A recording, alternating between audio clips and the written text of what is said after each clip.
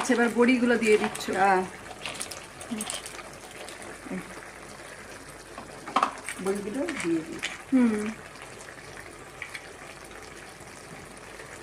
দারুণ লাগছে দেখতে।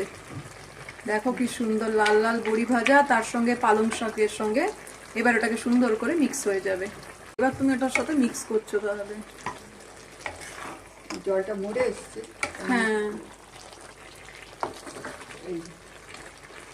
বাহ, কি সুন্দর লাগছে দেখো সবাই, দারুণ লাগছে। পালং শাক, বড়ি, বেগুন, মূলো, আলু দিয়ে সুন্দর একখানা তরকারি, দারুণ লাগছে দেখতে। আর এ তো নিরামিষ কি আমিষ কি, মানে একটা পদ হলে আর কিছু চাই না। আর কি সুন্দর আদার একটা গন্ধ বেরিয়েছে।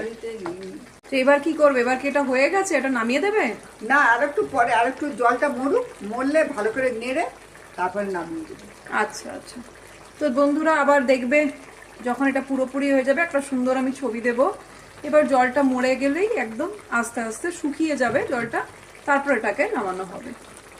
দারুণ লাগছে দেখতে। তোমরা জানিও কেমন লাগলো তোমাদের এই রেসিপিটা, কমেন্টে আশায় থাকবো।